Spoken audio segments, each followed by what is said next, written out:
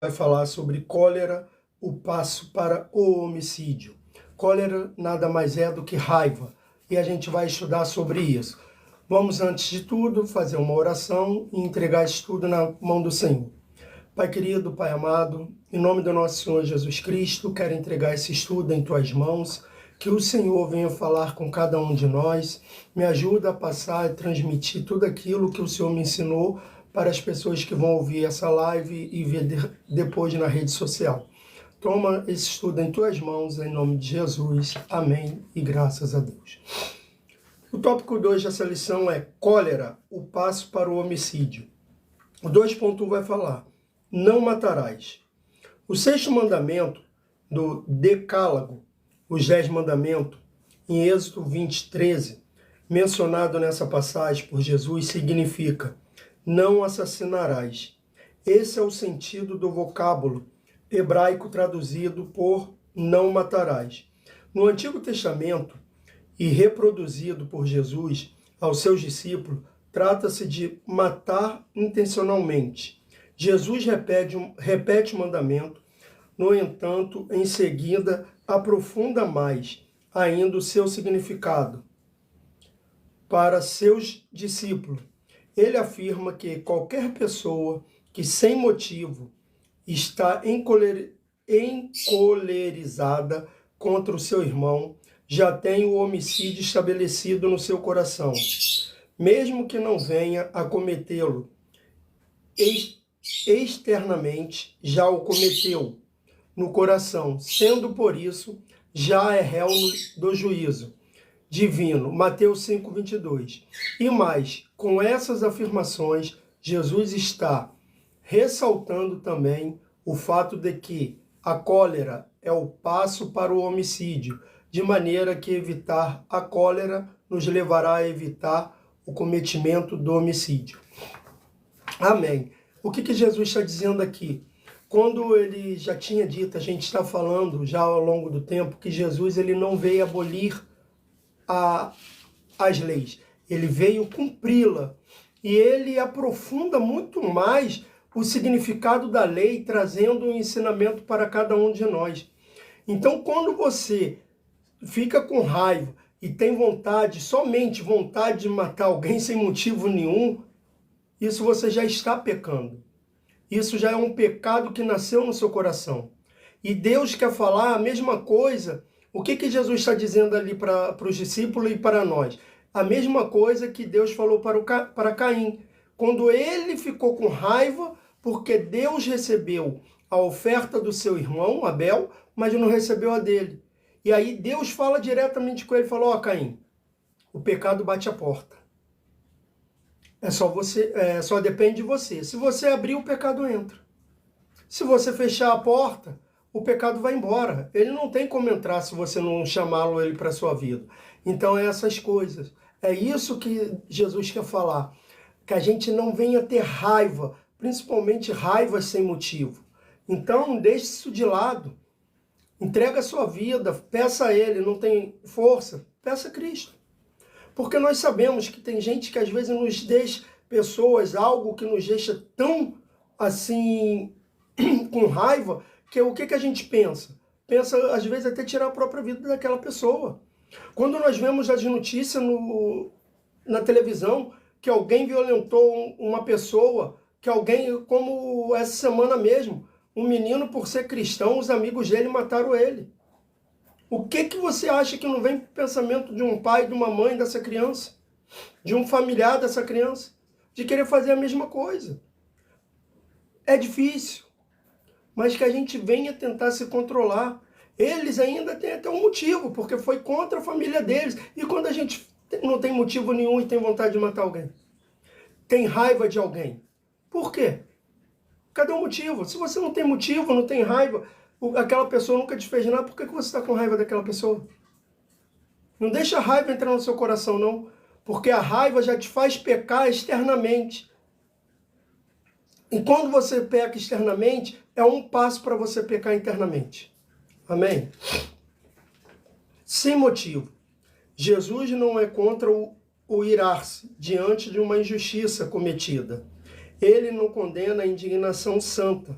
O que Jesus está combatendo é a ira sem motivo, ou sem moderação. O tempo traduzido aqui por sem motivo é a palavra grega eik, que significa literalmente sem causa, sem nenhum bom efeito e sem moderação. Eis aqui, portanto, no próprio sentido desse vocábulo, 3 critérios para avaliarmos se nossa ira é lícita ou não. Em primeiro lugar, devemos nos perguntar: ela é baseada em uma causa coerente? Em segundo lugar, ela terá bom efeito? Em terceiro lugar, ela se manifesta com moderação ou é uma ira desgovernada? Hein? E aí, já analisou? Você conseguiu analisar?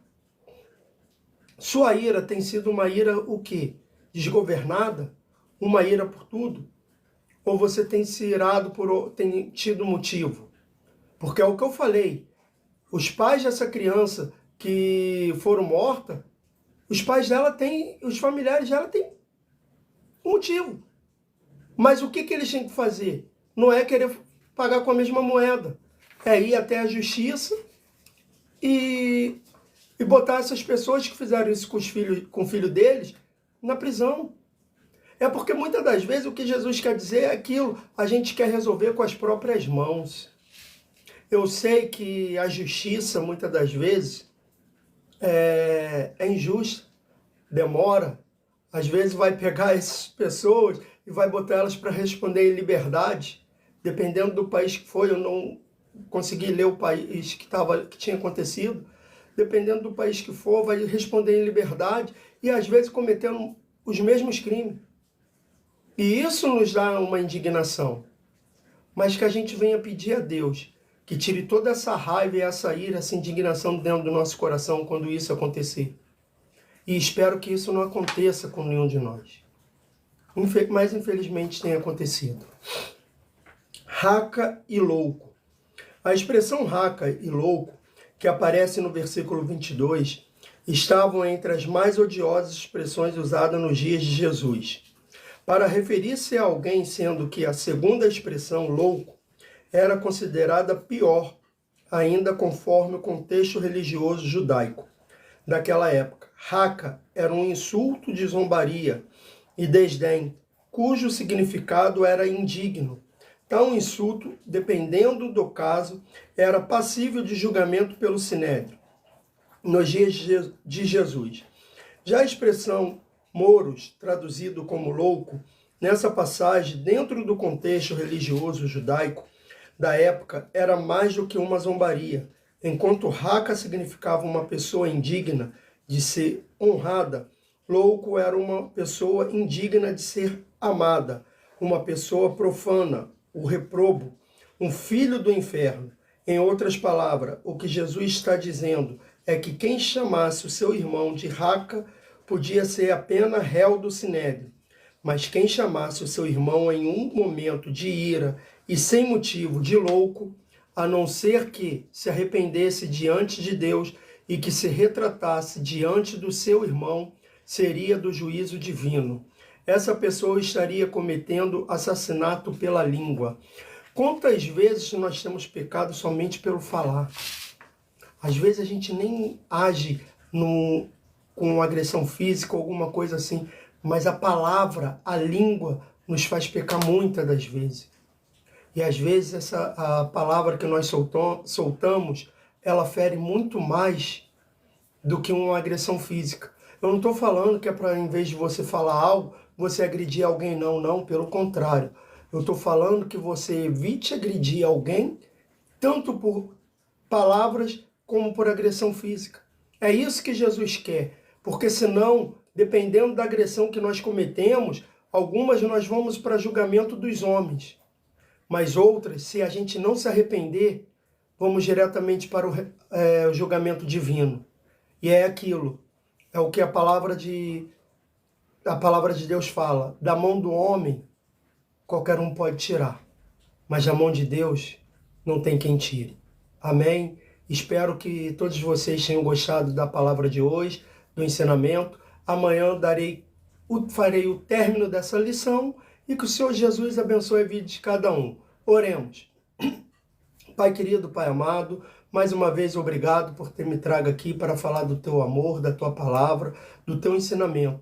Que cada um de nós venhamos aprender, tanto quem ouve como eu que estou passando e ensinando, que eu venha aprender cada vez mais. Sabemos que os dias são maus, os dias são difíceis, corrido, mas muitas das vezes nos iramos, algumas das vezes com motivo e outras sem. Mas nos ajuda, meu Pai, mesmo com motivo de irarmos ou até sem, que o Senhor esteja sempre no controle de tudo. Toma a nossa vida em tuas mãos, é o que te peço no nome santo de Jesus. Amém e graças a Deus.